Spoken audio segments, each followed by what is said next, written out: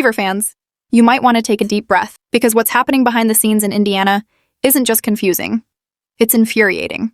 While the rest of the world sees Caitlin Clark as the future of the league, Stephanie White seems locked into a different storyline.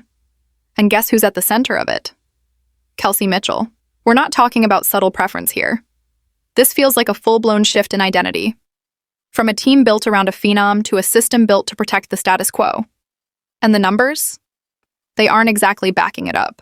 Let's talk about that Thursday night showdown with the Aces. Kelsey couldn't buy a bucket, missing 13 of her 16 shots. It was the kind of off night that normally sparks tough conversations. But instead, Coach White shrugs it off and says something along the lines of, "Just keep shooting." Like the solution is more shots, not smarter ones. Now think about this. Has Clark ever gotten that kind of unshakable public support from her coach? Not when she was dropping 30.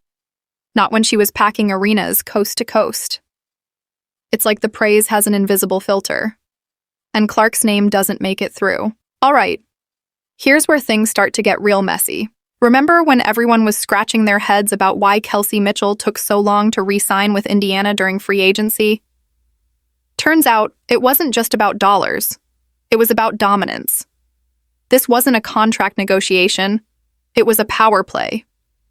And let's be honest, she came out on top.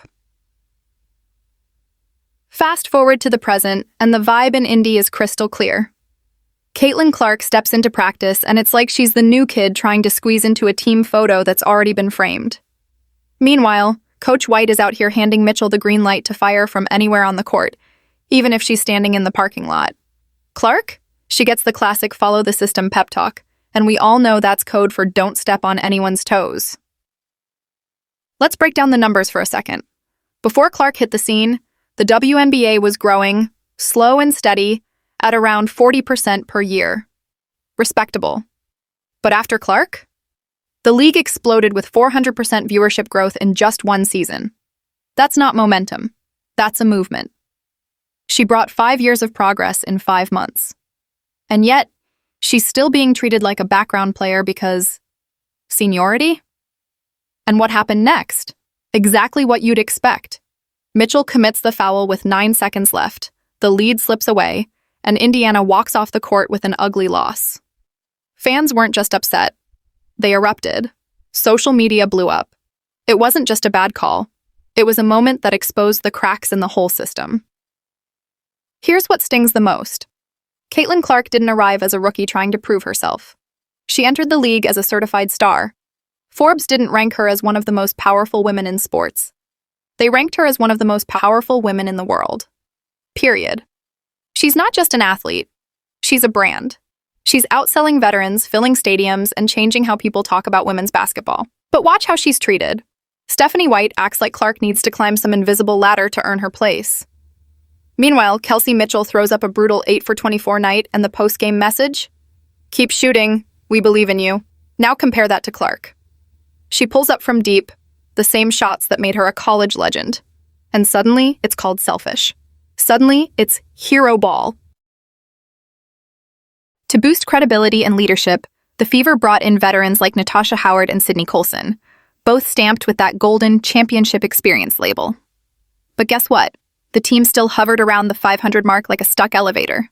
Turns out, rings don't win games if you're not actually empowering your most impactful players. Wild concept, right? But one moment really pulled the curtain back. After a rough shooting night from Kelsey Mitchell, Coach White was asked to offer her a word of encouragement. The reporter practically handed her a quote on a silver platter. Something like, "You still trust her to keep shooting, right?" Instead of a simple yes, White launched into a breakdown of Mitchell's mechanics, footwork, balance, rhythm. And yet, she still closed with, "Yeah, keep launching from deep." Now flip the scenario. Imagine Clark had gone 8 for 24. That postgame wouldn't be soft praise. It'd be a lecture on pacing, shot discipline, and letting the offense flow. Mitchell gets the go-ahead no matter the stat line. Clark gets caution tape. And here's the kicker. All three, Clark, Mitchell, and Aaliyah Boston, made the all-star roster. They've got elite talent. They've got market power. What they don't have is a coach willing to unlock the full potential of that trio. And that's what's holding this team back. So, Fever fans, what do you think? Is it time for change? Should Clark look elsewhere? Drop your thoughts in the comments. And if you want more real talk like this, the stuff no one else is saying, hit that like button, subscribe, and turn on notifications.